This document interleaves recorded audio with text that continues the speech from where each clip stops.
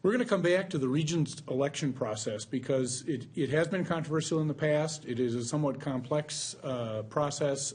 But before we do that, I think it might be helpful for our viewers to understand where the university is fixed in the sort of universe of Minnesota institutions. Let's start with some basics. You hear frequently a reference to the University of Minnesota as a land-grant institution.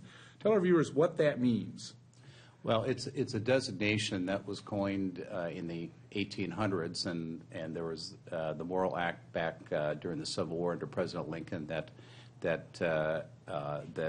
named about 20 universities around the country with that designation. In those days, it really was defined as the dissemination of knowledge to the public. Most heavily focused on the mechanical and agricultural areas. It's also about more broadly providing education to the state residents, and of course we share that part now with MnSCU and its institutions. I was thinking about we were formed before the state in 1851, so we preceded statehood, the territorial legislature. And I was thinking the other day, some of those members would have been born in the 1700s. They had the vision for this university and about how the structure should look and operate, which is very different than most institutions, in that we do have a board that manages and hires the president. The legislature is a step removed from the operation. In fact, one of the unique features that is characteristic of the university, not encountered everywhere else, is that the university is specifically provided for in our state constitution.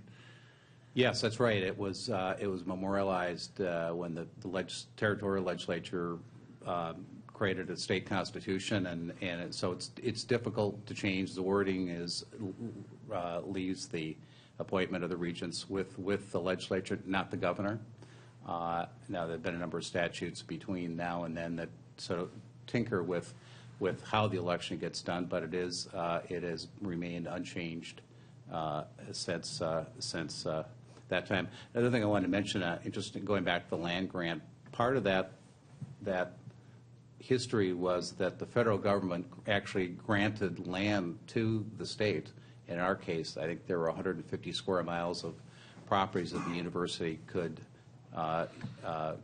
sell or to lease and gain income from, and with the proceeds going to construct the university. And we still have about 20,000 acres, and interestingly, a lot of those are up in northern Minnesota, and there's mining income and natural resources and timber, and that endowment is about $350 million. So that foresight of the founders and the federal government has created a legacy that we use today and benefit from.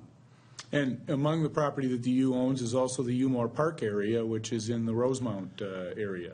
Yeah, yes. Sometimes we've received properties over the years as gifts. We received the Glensheen Mansion up in Duluth. The Umore Park property is an incredible asset. It's very large. It was the remnants of an ammunition plant from World War II. Has some environmental issues. We've begun mining on the property. And there's the largest deposit of small gravel that there is in southern Minnesota, and we're contracting with a private firm to excavate that, and so we recoup our costs and actually make some money over a long period of time. We've re-looked at the development scenario after the Great Depression, and we're going to be looking more carefully at how we can engage the private sector, not serve as developer ourselves. That excavation will be about the size of Lake Calhoun, so there'll be a nice lake there. But as sometimes we do receive these gifts, and they're both a blessing and an issue, if you will. There are decisions that need to be made. Yes, they're a little out of our sort of core competency activity, but they are opportunities.